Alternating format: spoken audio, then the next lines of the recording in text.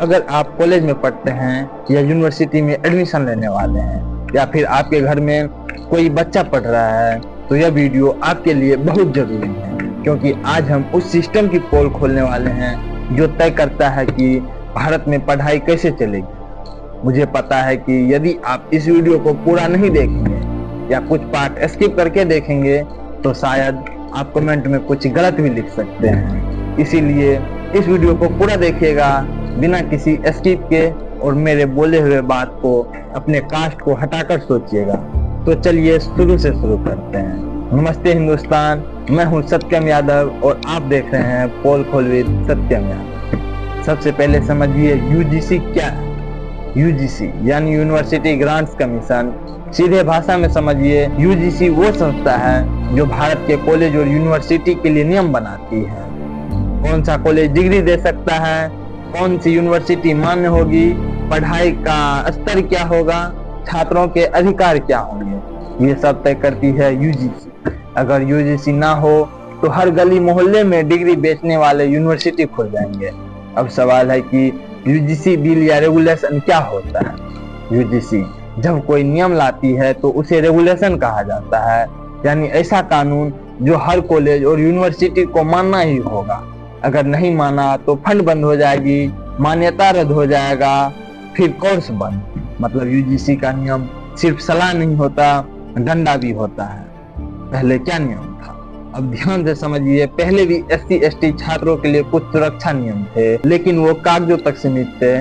College मनमानी करते थे, शिकायत करने पर छात्र को ही परेशान करते थे। सबसे बड़ी दिक्कत ये थी, अगर किसी छात्र के साथ जाति के आधार पर भेदभाव हुआ तो एक साफ सिस्टम नहीं था जहां वो बिना डरे शिकायत कर सके। यही वजह थी कि रोहित वेमुला और पायल तन्वी जैसे मामले सामने आए।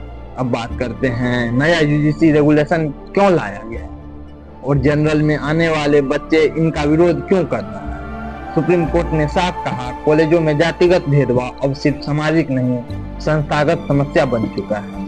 इसके बाद यूजीसी लाई 2026 का नया रेगुलेशन। मकसद एक था, कॉलेज में जाति की वजह से कोई छात्र न टूटे, किसी की जान न जाए। अब बात करते हैं नए नियम में बदला क्या। अब हर कॉलेज और यूनिवर्सिटी में इक्वल अपॉर्चुनिटी सेंटर यानी EOC बनेगा। 24 घंटे तक शिकायत हेल्पलाइन होगी, ऑनलाइन शिकायत का ऑप्शन होगा, अलग कमेटी जो शिकायत देखेगी। अब अगर कोई छात्र, कोई टीचर या कोई स्टाफ जाति के नाम पर भेदभाव करता है तो मामला दबाया नहीं जा सकता, कॉलेज को जवाब देना ही पड़ेगा। इससे फायदा क्या होगा? ईमानदारी से बात करें तो फायदे भी बहुत हैं। पहला फायदा, डर में जी रहे छात्रों को आवाज मिलेगी। दूसरा, कॉलेज अब मनमानी नहीं कर पाएंगे। तीसरा, जाति के नाम पर ताने, मार्क्स में भेदभाव या मानसिक उत्पीड़न छुपाना मुश्किल होगा। चौथा, सिस्टम पर दबाव बनेगा कि वो इंसानियत से चले। लेकिन खतरा कहाँ है? अब होगी पोल खोल की असली बात। हर कानून अगर बिना बैलेंस के हो तो हथियार बन जाता है और यहीं से डर शुरू होता है। पहला खतरा, अगर कोई झूठी शिकायत करे तो उस पर सजा का कोई साफ नियम नहीं है। दूसरा, अगर किसी जनरल कैटेगरी छात्र के साथ भेदभाव होता है तो उसकी सुरक्षा पर स्पष्ट बात नहीं की गई है। तीसरा और सबसे बड़ा सवाल, भारत में जाति सीधी लाइन में नहीं है। यहाँ OBC दलित से भेदभाव करता है, SC के अंदर भी भेदभाव होता है, OBC में भी ऊंच नीच है। लेकिन नया नियम इन अंदरूनी भेदभावों को स्पष्ट रूप से नहीं समझाता। अब यहाँ पर मैं कोई किताब का जवाब नहीं दूंगा, कोई सरकारी भाषा में नहीं बोलूंगा, मैं अपना सीधा ओपिनियन रखूंगा।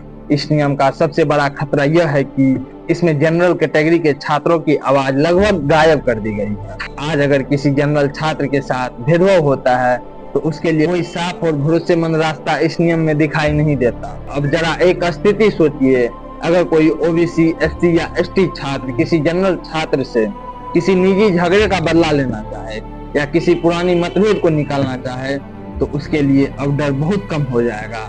क्यों?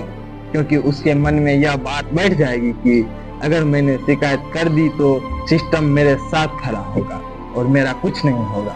यही सोच इस कानून को सुरक्षा से हथियार बना सकती है। यह कहना कि ऐसा होगा ही गलत है, लेकिन यह कहना कि ऐसा हो ही नहीं सकता और भी ज्यादा गलत है। कानून तब कमजोर पड़ता है जब डर एक तरफ होता है और ताकत दूसरी तरफ। अगर जनरल छात्र यह सोचकर चुप हो जाए कि शिकायत करने से उसकी ही जिंदगी मुश्किल हो जाएगी, तो समझ लीजिए बराबरी नहीं, खामोशी पैदा होगी, और खामोशी कभी भी इंसाफ नहीं लाती। इसीलिए असली जरूरत यह है कि पीड़ित को पूरी सुरक्षा मिले, लेकिन साथ ही किसी निर्दोष छात्र को डर में जीने के लिए मजबूर न किया जाए। अगर इस संतुलन को नहीं साधा गया तो यह नियम समस्या का समाधान बनने के बजाय एक नई समस्या बन सकता है। तो क्या यह बिल सही है?